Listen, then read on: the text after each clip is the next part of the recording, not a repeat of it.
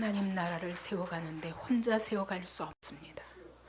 함께 세워야 되는데 하나님 사단이 우리의 하나됨을 방해하지 못하도록 하나님 성령의 띠로 묶어 주시옵소서. 그리고 정말 충성스러운 일꾼들로 하나님과 그 복음과 영광을 위해서 하나님의 나라를 위해서 충성된 일꾼들로 쓰임받는 안디옥 교회 되도록 축복하여 주옵소서. 오늘 이 말씀을 통해 우리의 눈을 열어주시고 영을 깨워주시고 하나님 무엇을 향해 달려갈 것인가 아버지 결단하는 시간이 되도록 축복하여 주옵소서. 감사드리며 살아계신 예수님 이름으로 기도하옵나이다. 아멘. 사무엘하 23장은 이렇게 시작합니다. 이는 다윗의 마지막 말이라.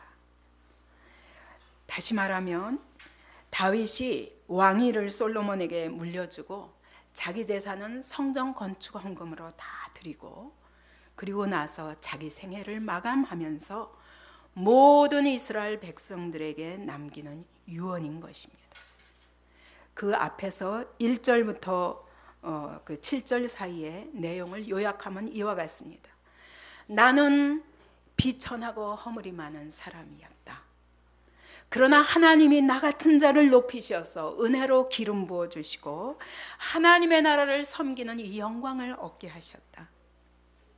그 하나님은 나와 영원한 언약을 세우시고 그래서 이 다윗 왕국을 통해서 올 한 후손을 통해서 모든 백성들이 영원한 구원의 근거가 될 것이고 영원한 소망의 근거가 될 것이다. 여러분 이것이 한평생 하나님의 나라를 위해서 심고 하나님 나라와 하나님의 약속에다 소망을 걸고 순종하고 살아온 하나님 사람의 마지막 유언인 것입니다. 우리도 우리 생의 마지막 순간에 일평생 내가 수고한 모든 수고가 영원한 약속이 있고 영원한 상이 있는 수고가 되고 그래서 그것이 우리의 후손들에게 영원한 열매를 거두게 되는 그런 근거가 되고 영원한 소망이 된다면 이것이야말로 가장 성공적인 삶을 살았다고 고백할 수 있을 것입니다. 그런데 이 다윗 왕국은 이스라엘 역사상 성경은 이렇게 평가합니다. 이전에도 없었고 이후에도 없는 가장 영광스러운 하나님 나라의 모델이라 이렇게 말씀하십니다. 그래서 이스라엘 열왕들을 평가할 때 다윗의 길로 행했는가 아니면 다윗의 길로 행하지 않았는가가 모든 하나님의 나라를 이끌어가는 왕의 기준이었습니다. 그만큼 그렇게 다윗 왕국은 하나님 보시기에 아름답고 하나님이 기뻐하시는 그런 하나님의 나라의 모델이었던 것입니다. 근데 오늘 이 8절에서부터 이렇게 얘기하는 것입니다. 그러나 이렇게 영광스러운 다윗 왕국을 다윗 혼자 세운 것은 아니었다. 그렇게 얘기하고 있는 것입니다. 37명의 충성스러운 동역자들이 있었기 때문이라고 다윗이 8절부터 39절까지 쭉 명단을 소개합니다. 다윗을 향해서 충성심이 특별했던 그런 뛰어난 용사들의 명단을 지금 소개하고 있는 것입니다. 역대상 11장 10절에 보면은 똑같은 이야기를 이렇게 시작합니다. 다윗에게 있는 용사의 두목은 이러하니라. 그러면서 이 사람들이 온 이스라엘로 더불어 다윗을 힘껏 도와 나라를 얻게 하고 그리고 그를 세워 왕으로 삼았으니 이는 여호와께서 이스라엘에 대하여 이르신 말씀대로 함이었더라. 다시 말하면 하나님이 다윗을 기름 부어 이스라엘 왕 되게 하신 분은 하나님이십니다. 계획하신 분은 하나님이십니다. 그래서 그에게 기름 부으셨습니다. 그런데 그것이 하나님의 뜻인 줄 알고 하나님의 말씀을 그대로 믿고 그래서 다윗을 실제로 왕이 되게 하고 왕으로 세우고 그 나라를 얻게 하도록 힘껏 도운 그런 충성스러운 용사들이 37명이었다. 여러분, 하나님은 계획하시고 일하시는데 꼭 충성스러운 일꾼들을 통해서 하나님의 일을 이루시는 것입니다. 그렇기 때문에 하나님은 이런 하나님의 충성스러운 동역자들을 하나님이 꼭 붙이셔서 그 일을 이루시는 것입니다. 그 이름과 그들의 행적이 지금 성경에 길게 기록되고 있습니다. 그 이야기는 하나님이 그들의 공로를 기억하시고 보상하셨다는 말입니다. 다윗이 다윗 왕국을 세우는데 그의 평생을 바친 것처럼 그 다윗 왕국을 세운 공로를 이 37명에게도 똑같이 보상하셨다는 말씀인 것입니다. 다윗 혼자서는 하나님의 나라는 결단코 세울 수 없었습니다. 그와 같이 오늘도 여러분, 하나님의 나라를 확장하는 일을 우리 혼자서는 결단코 할 수 없습니다. 근데 어떤 사람들이 필요하냐? 충성된 일꾼들이 필요한 것입니다. 다시 말하면 아름다운 팀워크를 이룰 수 있는 그런 사람들이 필요한데, 이 사람들이 그것을 할 수 있었던 것은 이것이 하나님의 뜻이라는 것을 말씀 안에서 확실히 붙잡았기 때문에 하나님을 바라보고 이 다윗을 도왔다는 것입니다. 그래서 이 다윗의 충성된 사람들로 인하여 다윗 왕국이 그렇게 아름다운 나라를 세울 수 있었습니다. 이스라엘의 전 지파가 다 다윗에게 복종했습니다. 그런 유일한 그런 통일 왕국을 솔로몬 이후는 완전히 분열 왕국이 되지 않습니까? 그러나 다윗은 모든 12지파를 한 마음으로 묶어서 아름다운 하나님의 나라를 세울 수 있었던 것입니다. 이런 일을 하는데 그 다윗을 도운 충성된 사람들의 모습을 살펴보면서 오늘 우리가 하나님의 나라를 세워가는데 어떤 아름다운 동역의 관계를 이루어야 될 것인가를 생각하고 그런 결단하는 시간이 되기를 바랍니다. 하나님의 나라를 세우는 데는 반드시 싸움이 필요합니다. 영적 전쟁이 필요합니다. 믿음의 길과 세상의 길이 다르기 때문입니다. 말씀의 길과 세상 풍속의 길이 다르기 때문입니다. 하나님의 뜻과 그리고 우리의 정욕과 다르기 때문입니다. 그래서 이 세상 나라들을 정복하고 이기며 하나님의 나라를 세우지 않으면 안 됩니다. 근데 이 전쟁에서 바로 이 용사들은 물러서지 않았습니다. 8절부터 12절까지를 보면 요셉 바세벳이라는 인물이 나옵니다. 이 사람은 블레셋 사람들이 쳐들어오는데 단번에 혼자서 800명을 죽여버렸어요. 굉장한 용사입니다. 엘레아살이라는 사람은 여기 보니까 9절에 보니까 블레셋 사람들이 싸우려고 거기에 모임에 이스라엘 사람들이 다 물러간지라 그랬어요. 다시 말하면 블레셋 사람들이 쳐들어오는 모습만 보고 그들이 싸우려고 모이는 모습만 보고 이스라엘 사람들이 다 흩어져서 도망가 버렸습니다. 그런데 엘레아살은 어떻게 했다고요? 그가 나가서 세 용사가 싸움을 도두고 그가 나가서 손이 피곤하여 그의 손이 칼에 붙기까지, 여러분 얼마나 꽉 쥐고 싸웠는지, 그리고 온 힘을 다해서 전심으로 싸웠습니다. 다른 백성들은 다 도망가는데 혼자 나가서 버티고 서서 블레셋과 맞싸우는데 온 힘을 다했기 때문에 이게 끝나고 나서 손을 펴려고 해도 이게 마비되어서 손이 안 펴지더라는 거예요. 손이 칼에 딱 붙어버렸다는 것입니다.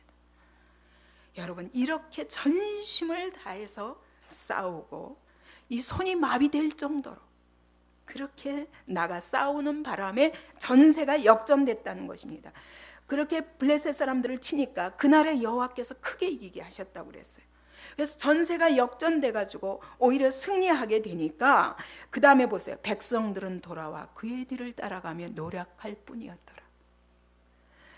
싸움이 위험할 적엔 다 도망갔다가 이 엘레살 한 사람이 앞에 나가서 완전히 칼 혼자 이게 손에 붙을 만큼 그렇게 전심을 다해서 싸우는 바람에 전세가 바뀌게 되니까 그 다음에 이 엘레살의 뒤를 따라다니면서 전리품만 챙기더라.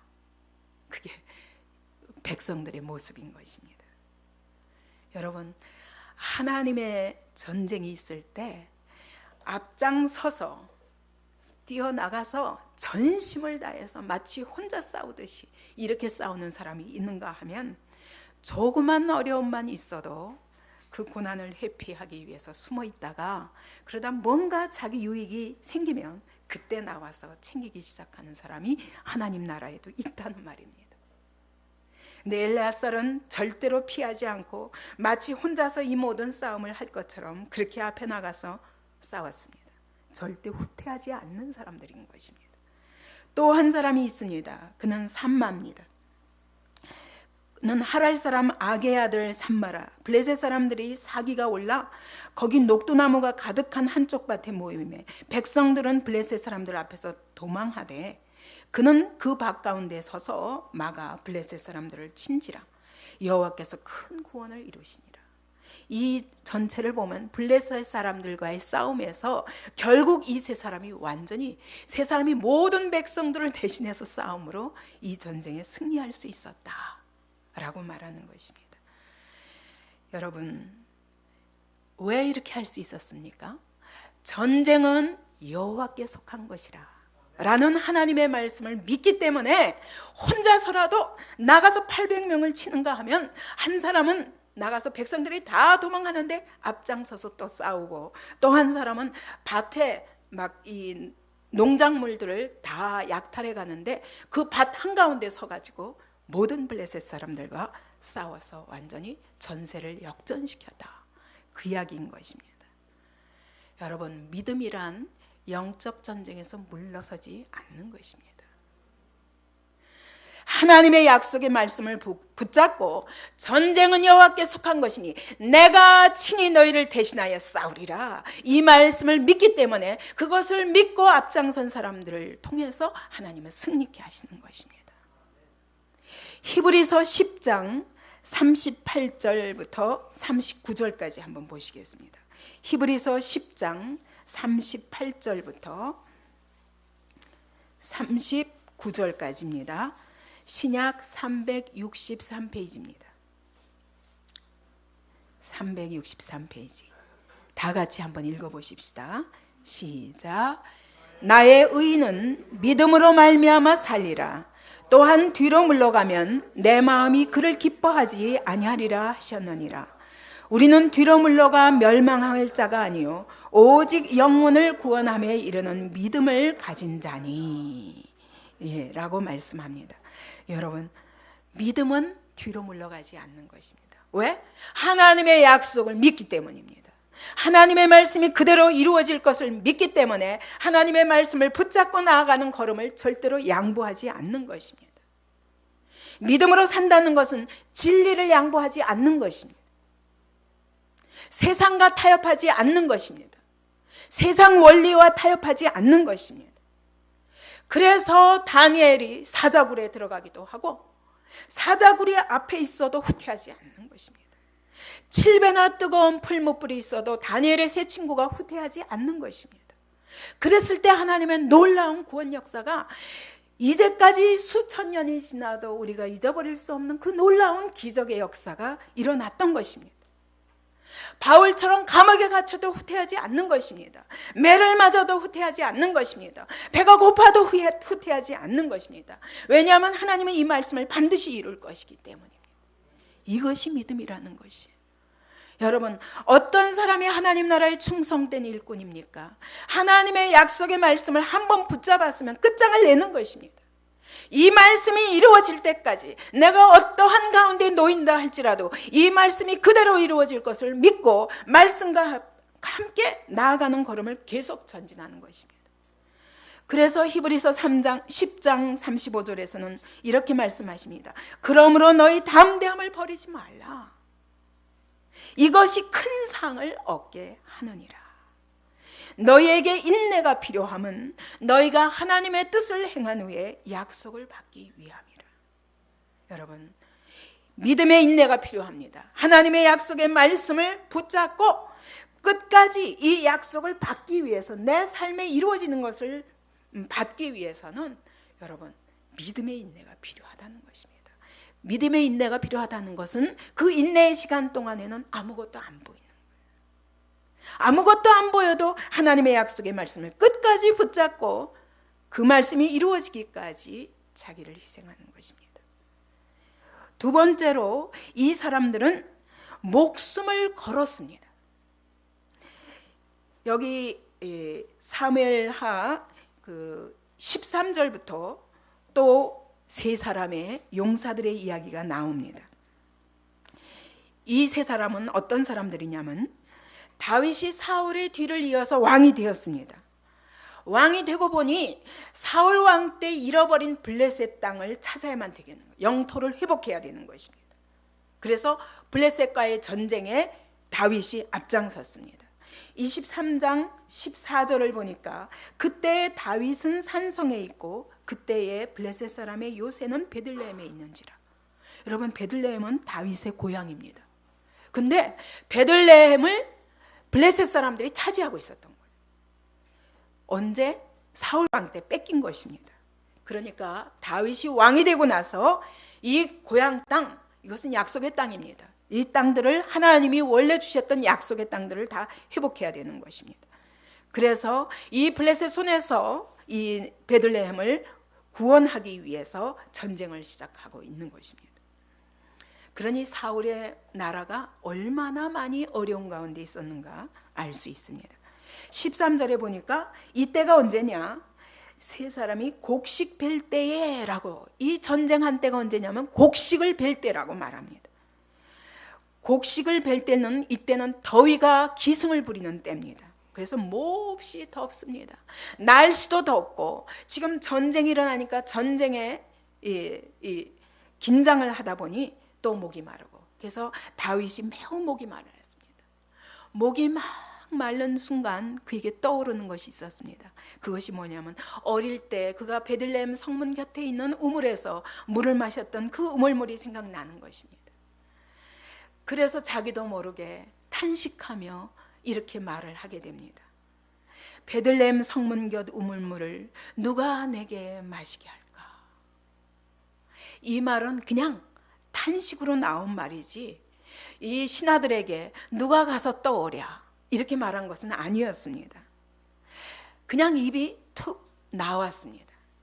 근데 이 말을 듣자마자 세 명의 용사들이 목숨을 걸고 적진에 뛰어 들어간 것입니다. 그리고 우물물을 길어왔습니다. 사실 이 용사들의 행동은 용사로서 조금 무모한 행동입니다. 왜냐하면 그까짓 우물물 때문에 목숨을 걸고 세 명의 장수들이 뛰어 들어가야 할 문제는 아니었다고 볼 수도 있습니다. 어찌 보면 우리는 이렇게 생각할 것입니다. 다윗에게 아부하나? 다윗이 우상이냐? 이렇게 말할 수 있을 것입니다.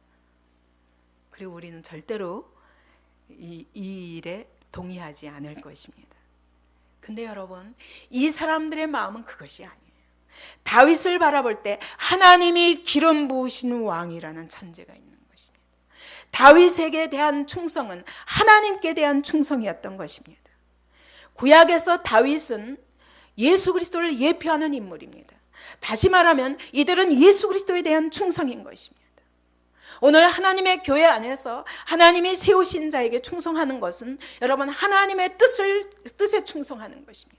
그리고 예수 그리스도께서 이 안에서 하실 일에 대해서 그것을 바라보고 하는 충성이기 때문에 예수 그리스도에 대한 충성인 것입니다.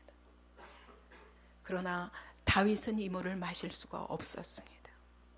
그래서 여기서 이렇게 얘기합니다. 우물물을 길어가지고 다윗에게로 왔으나 16절에 보니까 다윗이 마시기를 기뻐하지 아니하고 그 물을 여호와께 부어드리며 이르되 여호와여 내가 나를 위하여 결단코 이런 일을 하지 아니하리이다. 이는 목숨을 걸고 갔던 사람들의 피가 아니니까 하고 마시기를 즐겨하지 아니하였더라 라고 말합니다. 여러분, 너무너무 아름다운 왕과 신하의 관계 같습니다. 나는 이 물을 마시지 않겠다. 왜? 이 물은 목숨을 걸고 간 이 세 용사들의 피가 아니냐. 이 귀한 피를 내가 어떻게 마시냐. 여호와께 부어드립니다 하고 땅에다 쏟아버렸습니다. 나는 받을 자격이 없습니다. 내가 여호와여, 내가 나를 위해서는 결단코 이런 일을 할 수 없습니다. 나는 나를 위해서는 이 용사들의 피를 받을 수 없습니다. 오직 이 피를 하나님, 당신이 여호와께서 받으시옵소서.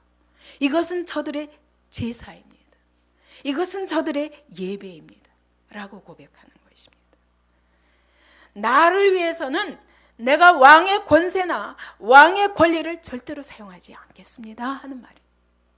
내가 비록 왕이지만 하나님을 위해서, 이 백성들을 위해서 사용하되 내가 나를 위해서는 절대로 이 권리와 이 권세를 함부로 사용하지 않겠습니다 라는 것이 이 다윗의 고백인 것입니다.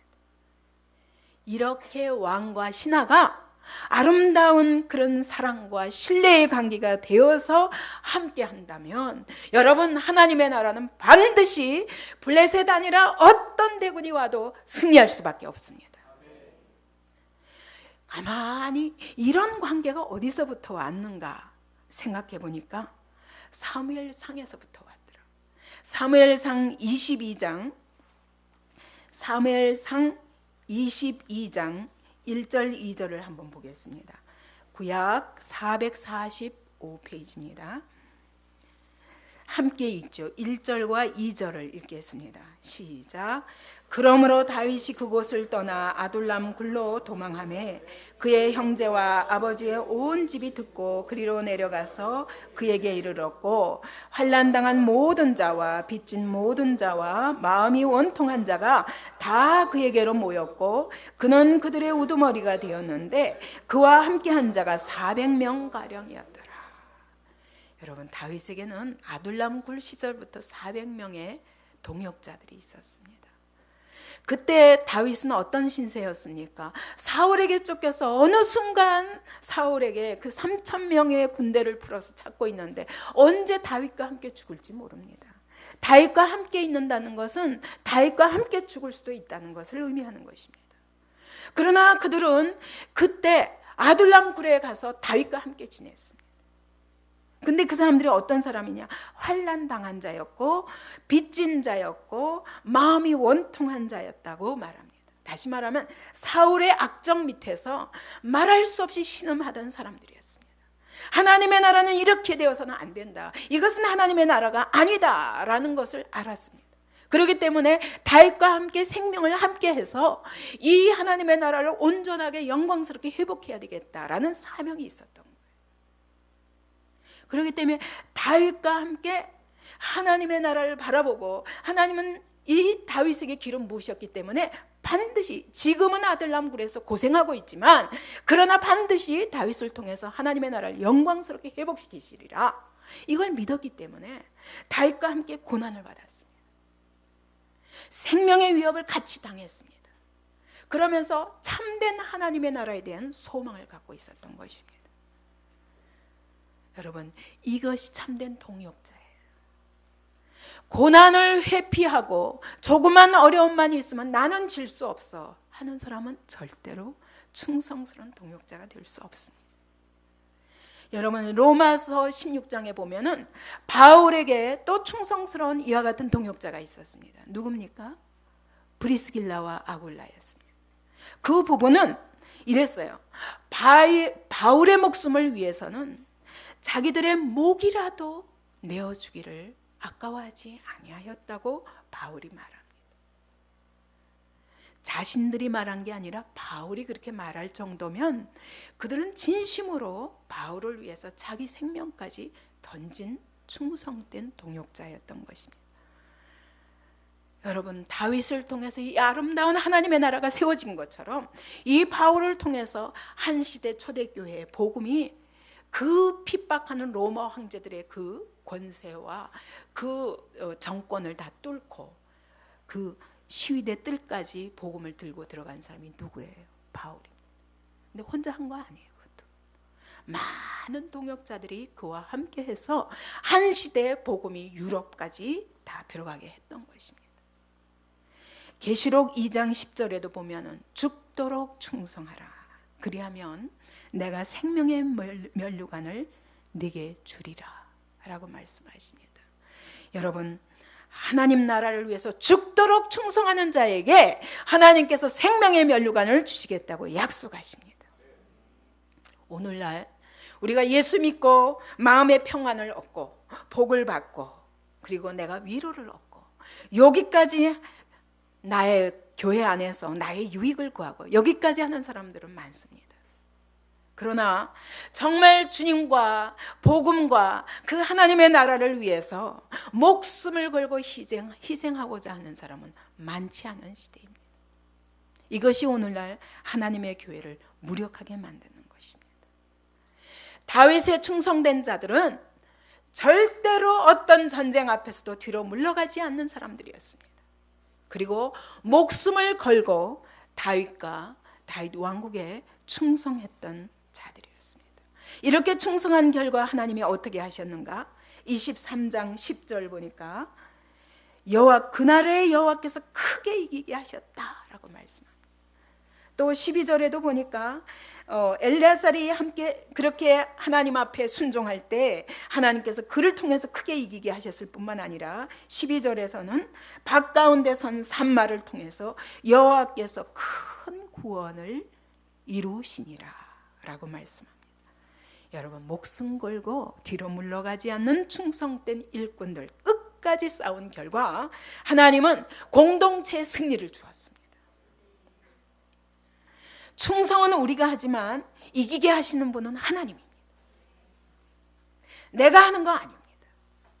이 사람들 한 사람이 하나님의 약속을 붙잡고 하나님의 나라의 영광을 붙잡고 혼자 맞섰을 때 하나님은 그를 통해서 하나님의 나라를 영광스럽게 하신 것입니다.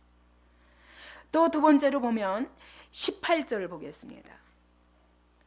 이 아비새에 대해서 그의 창을 들어 300명을 죽이고 그 세 사람 중에 이름을 얻었으니 라고 말합니다. 맨 처음 세 사람 요셉, 밧세벳과 엘르아살과 산마라는 이 세 사람의 충성된 그런 용사, 이들이 최측근입니다. 그 다음에 두 번째 측근이 있었는데 그것이 바로 아비새와 분야냐와 또 한 사람입니다. 이렇게 이 세 사람들은 어떻게 이야기하냐면 22절에 또 보니까 분하야가 이런 일을 행하였으므로 세 용사 중에 이름을 얻고, 여러분, 이름을 얻었다는 게 무슨 말일까요? 하나님이 인정하셨다는 것입니다. 그들의 공로를 인정하셔서 하나님이 그들의 이름을 기억하셨다는 뜻입니다. 로마서 16장에 보면 바울의 동역자들이 쭉 이름이 일일이 나오는데 여러분 다 세어보니까 37명이더라고요. 여기도. 그뿐이 아니에요. 사실 거기 안 적힌 사람들도 많거든요. 그걸로 보면은 바울의 동역자들이 한 40명 이상은 됐던 거예요. 40명이 훨씬 40-50명이 됐던 것 같습니다. 그런 아름다운 팀워크에 의해서 그 시대 빌립보 지역에서부터 데살로니가, 고린도, 아덴, 갈라디아 지역, 모든 지역 그 일대에 복음이 전해지게 할 수 있었던 것입니다.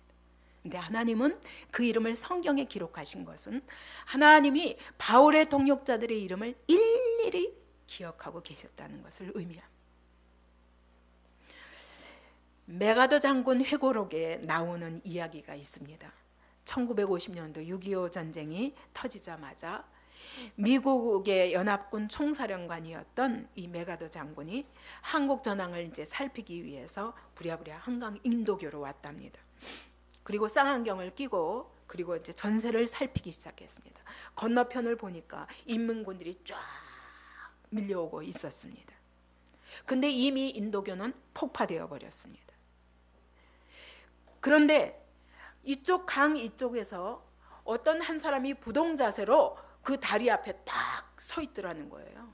전혀 움직이질 않고 인민군은 저쪽에서 오고 있는데 혼자서.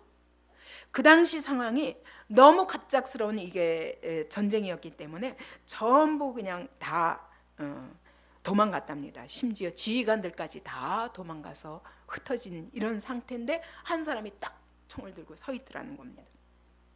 너무 이상해가지고 이분이 집차를 타고 거기 다리 앞에까지 갔습니다. 가서 물었습니다. 당신이 왜 이 끊어진 다리 앞에 서 있냐? 그랬더니 그가 부동 자세로 대답하기를 이것이 제 임무이기 때문입니다. 그래서 아니 언제까지 서 있을 작정이냐? 그랬더니 새로운 명령이 하달될 때까지입니다. 메가더 장군이 쇼크를 받았답니다.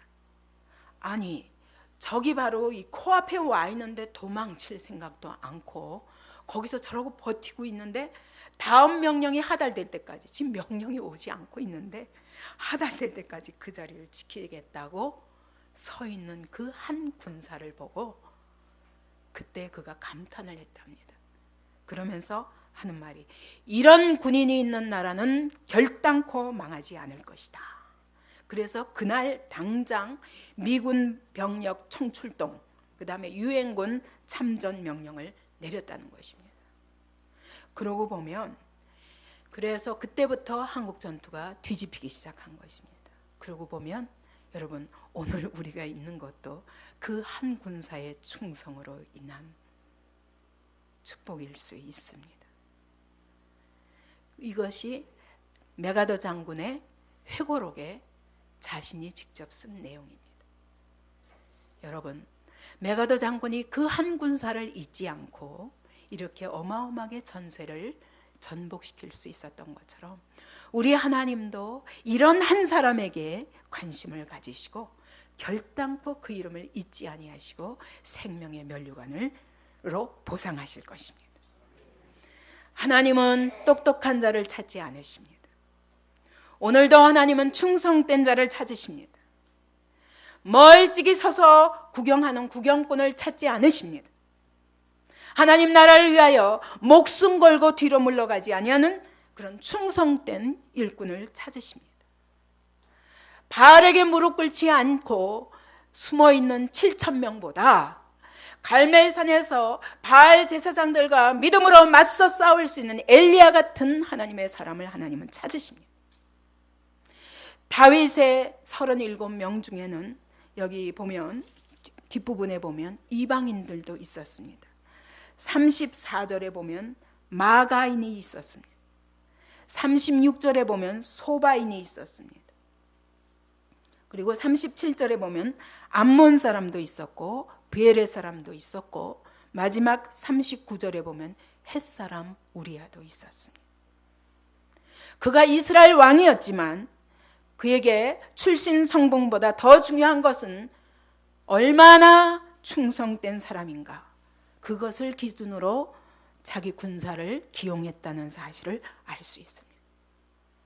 하나님도 시편 101편 6절에 이렇게 말씀하십니다. 내 눈이 이 땅의 충성된 자를 살펴 나와 함께 거하게 하리니 완전한 길에 행하는 자가 나를 수종하리로다.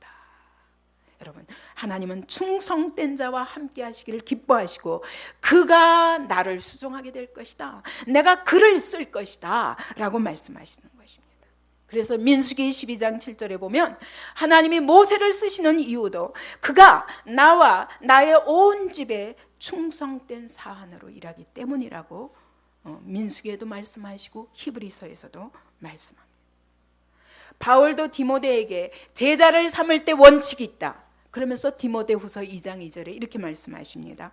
내게 들은 바를 충성된 사람들에게 부탁하라. 그리하면 저희가 또 다른 사람을 가르칠 수 있으리라. 하나님은 충성된 사람을 찾으십니다.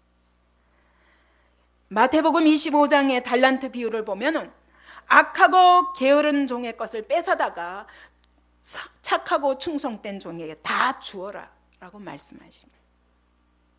악하고 게으른 자는 여러분 아무것도 안 하고 그냥 땅에 묻어둔 게 아닙니다.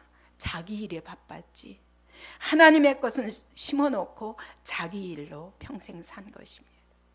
여러분 악하고 게으른 종은 어떤 종이냐? 자기 일에 너무 바빠서 하나님의 일을 할 수 없는 자를 말하는 것입니다. 충성은 착하고 충성된 종은 어떤 종이냐? 하나님과 하나님 나라를 위해서 복음을 위해서 자기를 희생하면서 대가를 지불하면서 목숨도 아끼지 아니하고 뒤로 물러가지 아니하고 하나님의 약속의 말씀을 끝까지 붙잡고 나아가는 자를 말씀하시는 것입니다. 여러분 우리가 죽음의 자리 영원의 관점에서 내가 도무지 어디에다가 심을 것인가, 어디에다가 심을 것인가 결정해야 됩니다. 어디에 충성할 것인가 바로 판단할 수 있기 바랍니다. 다윗이 양치는 목동 시절에 사자와 곰과 싸우며 양을 지킨 것도 하나님의 나라를 바라보고 한 것입니다. 그렇기 때문에 그가 골리앗도 이길 수 있었던 것입니다. 사울에게 쫓기면서 아들람 굴로 유대 광야로 숲을 사이에 헤매다니면서 눈물 흘린 10수년 동안의 고난의 세월도 억울한 고난이었습니다. 그러나 그것도 하나님의 나라를 위한 것이었습니다. 2번이나 사울을 죽일 수 있었지만 그는 사울을 죽이지 아니하고 하나님의 약속의 말씀을 붙잡고 끝까지 인내했습니다. 그렇기 때문에 더 고달픈 세월이 연장되었습니다. 그러나 그것도 하나님의 나라를 위해서였습니다. 그랬기 때문에 그가 하나님이 하심으로 인해서 모든 온 이스라엘이 다윗을 섬길 수 있었던 것입니다. 아들 압살롬에게 배반당하면서 시므의 저주를 받으면서 그러면서도 절대로 그를 죽이겠다는 신하들에게 그러지 말라, 하나님이 내게 하시는 것이라. 그렇게 하면서 눈물을 흘린 시간도 하나님 나라를 위한 것이었습니다. 여러분, 하나님 나라를 위해서 오늘 여러분 어떤 자리에 있습니까? 여러분 눈물 흘리고 있습니까? 억울한 시간을 보내고 있습니까? 고통스러운 시간을 보내고 있습니까? 이 시간이 없이는 하나님의 나라는 그냥 세워지는 것이 아닙니다. 이런 시간 동안 함께 고난도 함께 환난도 함께 모든 어려움과 고통을 함께하는 충성된 동역자들을 하나님이 붙여주실 것입니다. 하나님 나라는 혼자 세울 수 없습니다. 오늘 우리에게 맡기신 하나님의 복음, 우리에게 주신 꿈이 있습니다. 우리에게 주신 안디옥 비전이 있습니다. 이것을 위해서 함께 하나님 앞에, 하나님의 약속 앞에 충성스러운 동역자들이 되지 않겠습니까? 맡은 자들에게 구할 것은 충성이라 하셨습니다. 다윗과 그 신하의 그 아름다운 사랑과 신뢰의 관계로 아름다운 팀워크를 이루어서 영광스러운 하나님의 나라를 확장해가는 우리 안디옥 교회가 되기를 바랍니다. 그래서 마지막 날 다윗의 37명의 용사들을 일일이 그 이름을 기억하며 이렇게 고백한 것처럼 우리 서로를 향해서 나의 이 일평생이 이러이러한 동역자들로 인하여 영광스러운 하나님의 나라에 봉사할 수 있는 그런 은혜를 얻었다. 이런 고백을 할 수 있는 저와 여러분이 되시기 바랍니다. 이 시간에 통성으로 같이 기도합시다. 하나님의 나라는 혼자 세울 수 없습니다.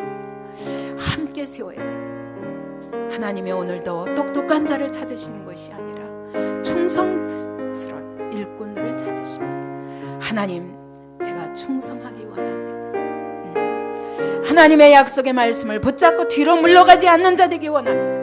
하나님의 말씀에 목숨을 거는 자 되기를 원합니다. 하나님, 우리의 팀워크 정말 다윗이라는 왕과 그 신하의 그 아름다운 동역처럼 그런 사랑과 신뢰의 관계가 이루어지길 원합니다.